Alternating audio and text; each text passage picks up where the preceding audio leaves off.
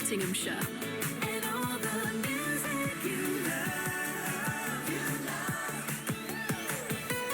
BBC Radio Nottingham. Now, if you love the Beatles, got some of that to play you before 9 o'clock, and that great song from Dasher, Austin as well on the way. It is Volunteer Week next week, though, so I thought it'd be a good time to celebrate people who give up their own time to help others, be it in charity shops, tidying up where we live, putting on events, or running groups like the Scouts. Simon Carter has been a Scout volunteer for over 41 years, and he joins us now to talk more on this. Hello to you, Simon, and a very happy Sunday.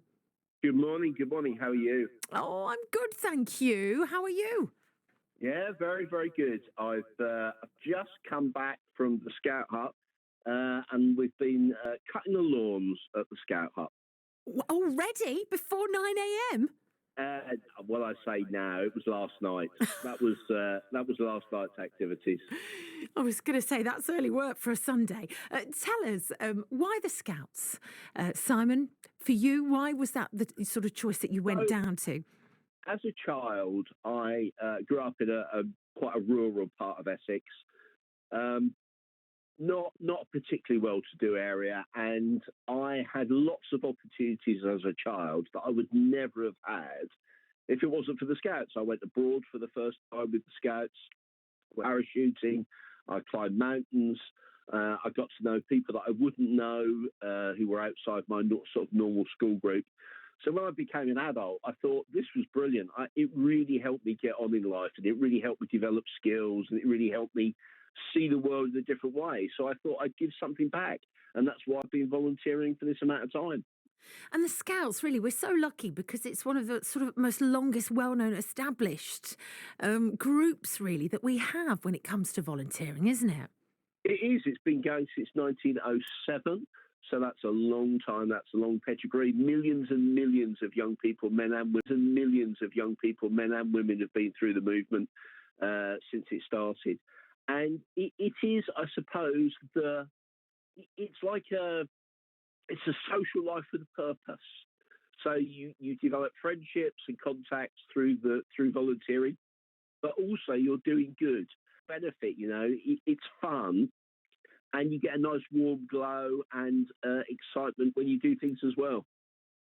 For you, what's some of the best parts of it now? Because I imagine, obviously, you must get quite a great sense of satisfaction helping the younger ones coming through the doors like you once did. So there's a young man, one of my troops, I lead a scout group at the moment. And one of the troops was going on a hike yesterday, and they were taking young people on a 15-mile hike. Now, most people have never walked 15 miles in their life, let alone 10, 11, 12, 13-year-olds.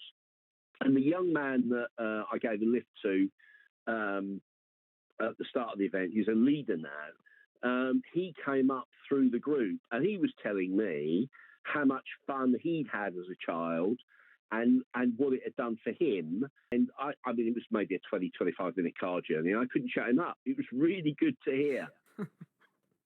It's great, isn't it? And that's the thing I think that comes through with listening to you is the impact that it has on people and how it just opens up so many opportunities for people as well. How important would who's maybe thinking about volunteering for the Scouts, how important is it to join a group like the Scouts? It's very important. We've got 100,000 young people on our waiting lists, and that's not because we're losing volunteers. We've got more volunteers than we've ever had. We've got over 100,000 young people who still want to join. And that's 100,000 young lives that you have a chance to influence and change. That's why it's important. Is there a misconception that people are paid, amongst parents? No, not really. I mean, some people would say that's the case, but certainly, I mean, all the parents that I work with and I talk to know that we're not paid. Their expectations are high because kids go to other clubs and other activities, so they expect us to be. They expect us to work to certain standards. They expect us to have good safety procedures. They expect us to have good safeguarding policies, and all that's fine. But I don't think they think that. What's the biggest thing that you get out of it, Simon? The biggest thing for me is I suppose seeing other people succeed. It's great to see other adults as they become just do things they wouldn't have done had they not been scouts. The thing about scouts is we're not specialists. We don't do football every week. We don't do swimming every week. We do lots of different activities at a quite a basic level. So you might try out rugby one week, the next. You might do electronics. You might be taught how to speak publicly. And if we can give young people the chance to find their niche in life through giving them a range of activities and be curious about life, then that's the best thing. Oh, I love that. What a wonderful answer. It's lovely talking to you. So coming on today.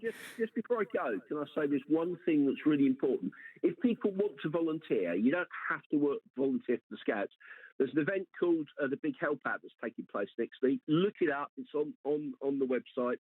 And you can go and volunteer with any voluntary organisation. Scouts is great. I would recommend it, but there are loads of other organisations that you could try it. Go and look at the Big Help website and you can see the opportunities available. Oh, brilliant stuff. Thank you, Simon. We hope you have a wonderful Sunday. Thank you. Cheers. Simon Carter there, who's been a Scout volunteer for over 40